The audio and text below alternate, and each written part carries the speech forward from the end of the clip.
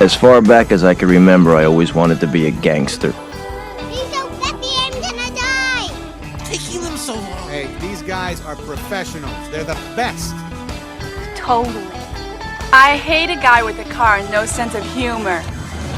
My mom always said life was like a box of chocolates.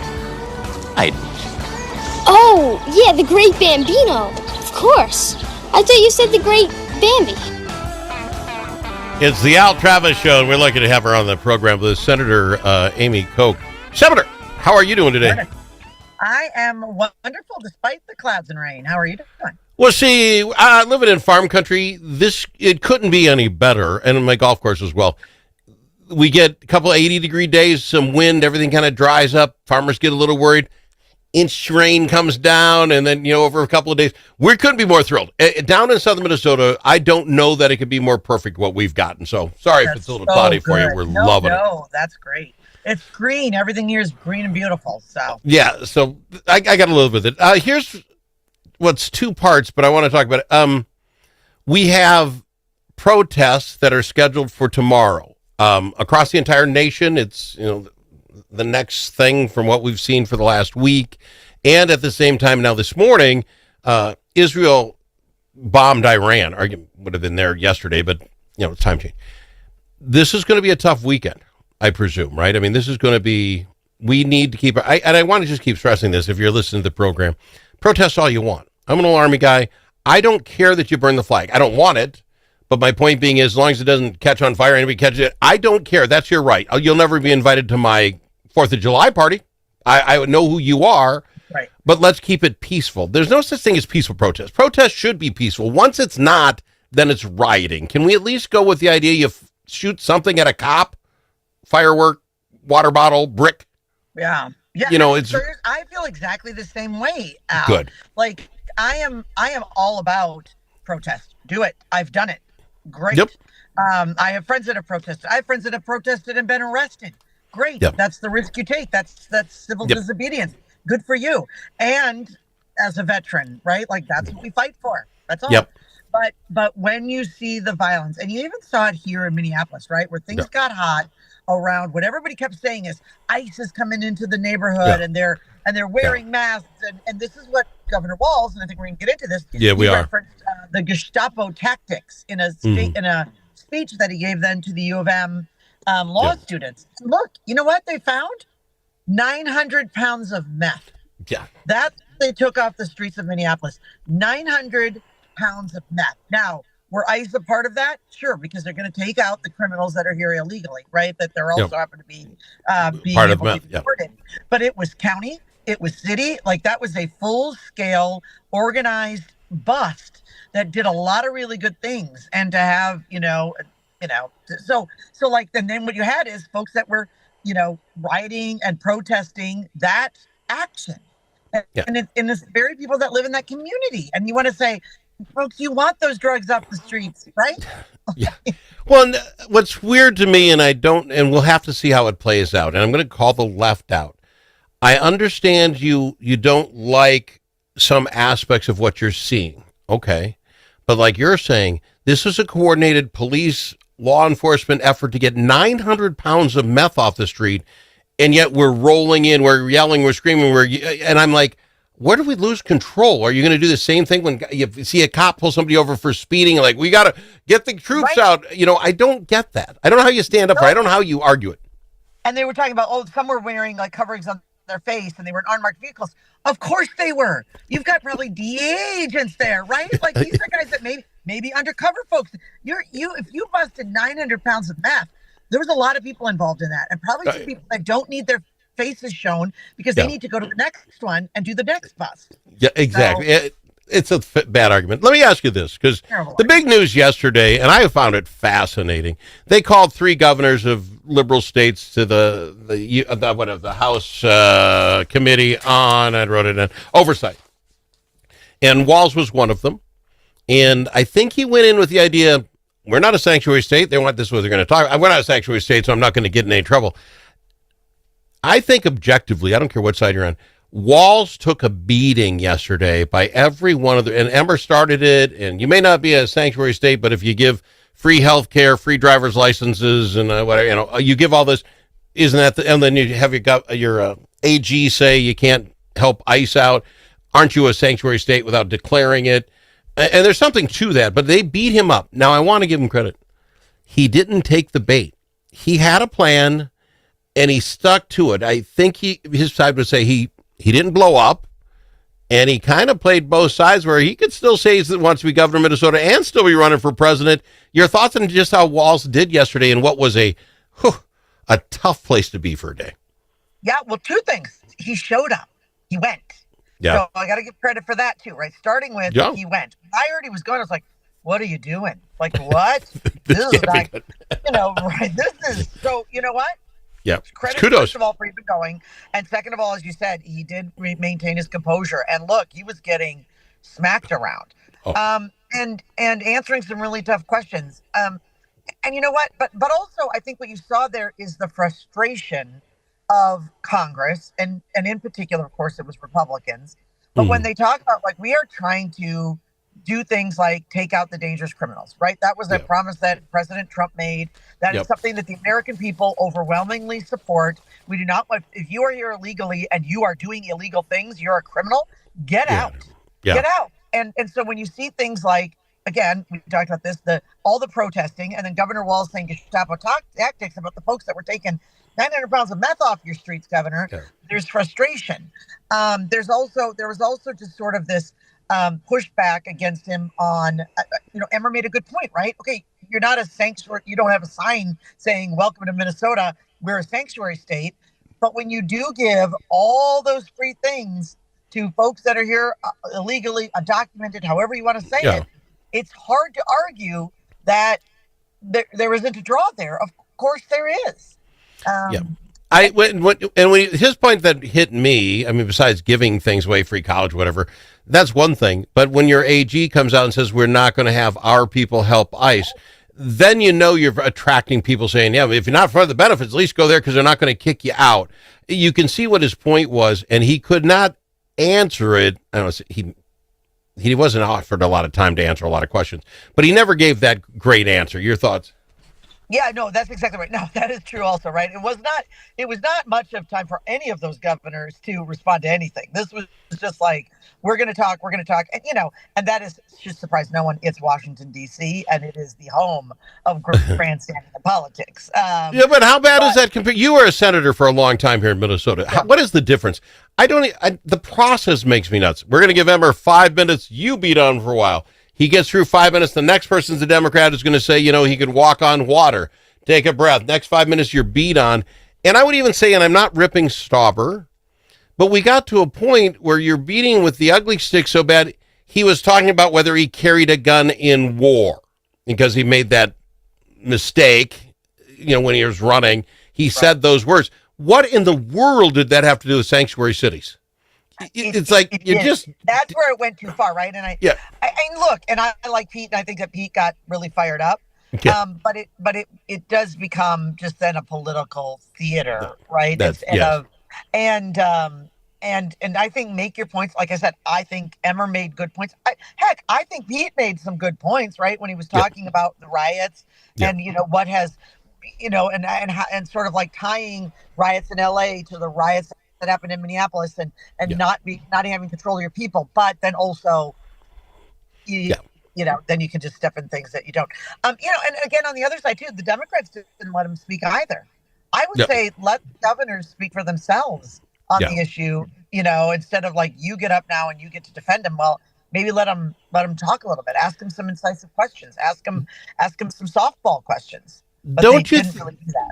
Don't you think this all just really comes down to, which is sad, everyone getting their opportunity to say the 3-4 lines in a row that could make it to their commercial for the next one they run? And isn't that kind of what it comes down to? And it was like, there it is. There's the 30 seconds he wanted. Now we can go home. Yeah, for a commercial or for an email that they're going to send out to their supporters. Washington is tough, right? There's a lot of work. There's a lot of things happening there, but it's a tougher town, and different than what happens at the Minnesota Capitol. Is there grandstanding? Yes, I'd say there's more good work getting done at the state capitol than grandstanding. And in DC, I'm not sure. It might be inverted, right? See, and I love that you said that because I would have beat you out so bad on the other side of this break because the idea, well, we'll talk about it. The special session, how it got done, I think it was the same Kabuki theater. You knew what the rules were. You had to vote for your team, and we'll talk about how it went. But I think most of the time behind microphones was literally setting up commercials for the next round. We'll talk about it. We've got her, Amy Koch, Senator Koch, right after this.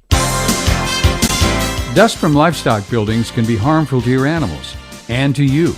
Coughing animals can lead to costly vet visits and other serious health problems. Now there's an environmentally safe solution for your dust problems. It's called Dust Lock. Dust Lock can control the dust all summer long with just one application. Protect your animals and your health with Dust Lock. Learn more at dustlock.com. Everybody knows you have to have a guy in the auto repair business. If you want a car, you need to know Paul. Paul owns Jay's Auto Shop. I don't know. Ask him. Jay's Auto Shop's locally and veteran-owned. Paul's your guy in the car business. He'll fix just what needs fixing, make sure it's done right, and at a fair price. You want to know your car's being taken care of, take it to Paul at Jay's Auto Shop. 202 North Main Street, Blue Earth, 507-525-1052. 507-525-1052.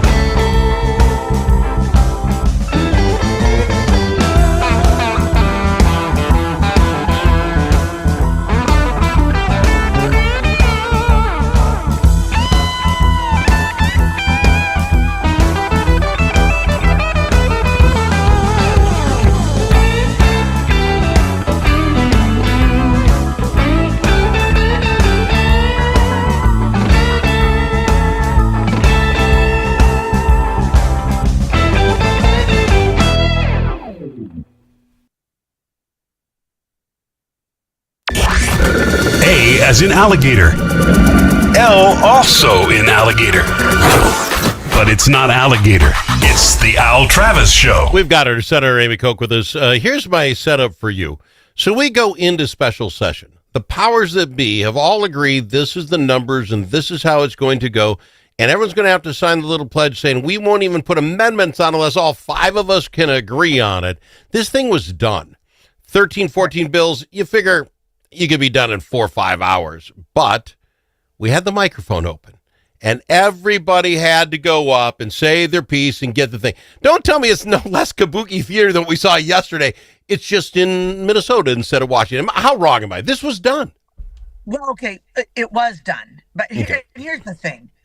Of course they wanted to speak, but in large part because, you know what? We've had 6 weeks, 8 weeks of negotiating behind closed doors in a way that I have never seen. And I'm going to give some bipartisan love here. Okay. Because there have been a few members that have been brave enough to speak up on this. Okay. And both sides. So Senator Ann Rest Yes. was very vocal on this horrible process. Representatives Nolan West, he gave a beautiful speech when they dropped he was negotiating the Health and Human Services bill. And frankly, he took responsibility for it too. I mean, we haven't had a public hearing at all on this massive 500, 600 page bill, right? Not a single public hearing. And then in the middle of the night, right before special, they dropped the bill. He said, and he's like, look, we both did it.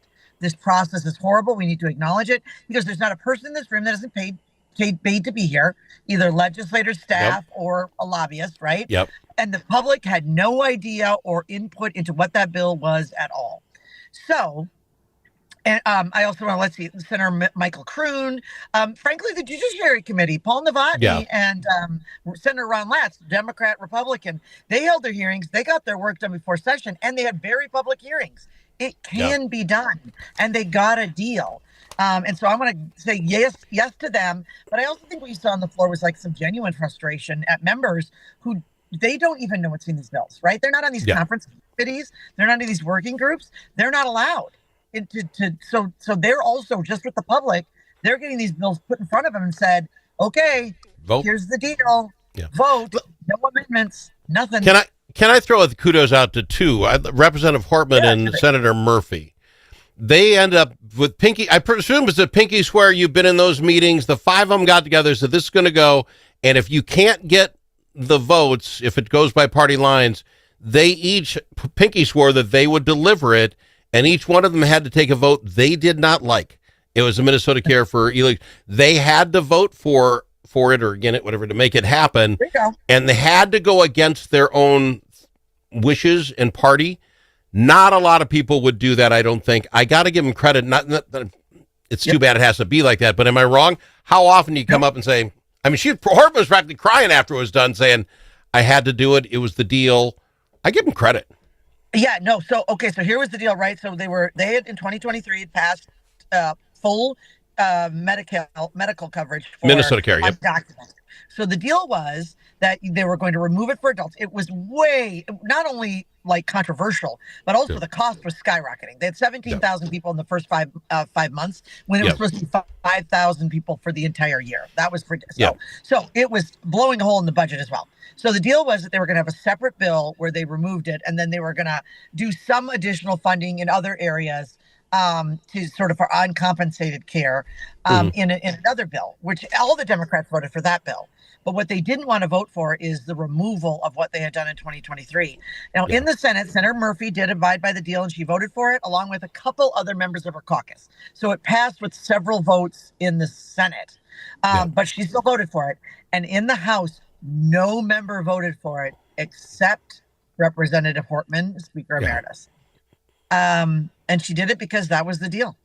And that's why I give credit for that. And I don't know if it's a pinky swear, you put your name on a piece of paper.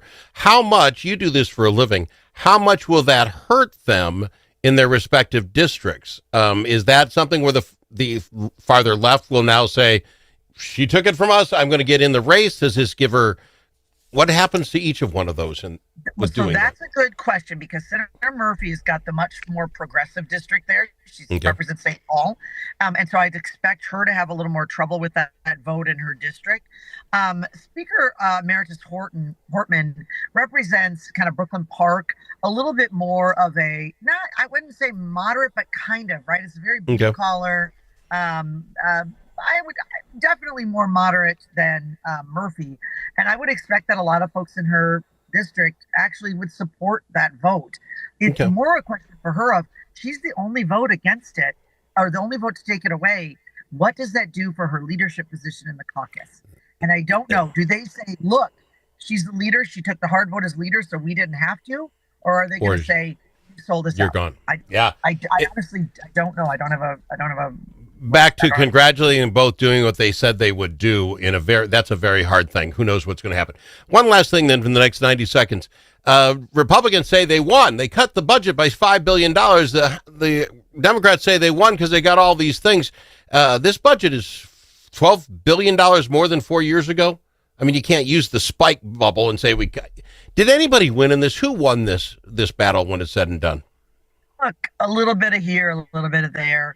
There should have been some bigger changes to the paid family medical leave. Just mark my words. Implementing paid family medical leave, it's not ready for January of 2026. It is going to be a massive mandate and struggle for businesses, large and small in the state, but mostly small. And it's going to be very costly. And people are, it's anyway. So that's going to be a disaster. The computer's not going to be ready. That should have been delayed. But they're moving forward. So I mean, you were 67 in the House. Yeah. You're 34, 33 in the Senate. 201 legislators, 101 Democrats, 100 Republicans. Okay. Did you have any expectations? The paid family leave is interesting, and we got to go. If you thought 5,000 illegal immigrants would sign up for the free health care and you get to 20,000 in 6 months, how do you have any guess on how many people will take paid family leave? Because the list of my mother, my grandmother, but I don't know who all is involved. You tell me we have a guesstimate? I don't think we do. No, it's gonna be interesting to follow up. Yeah. Senator Koch, I love having you on the program. Thank you for doing this for me. We're out of time. We'll do it again. Fair enough?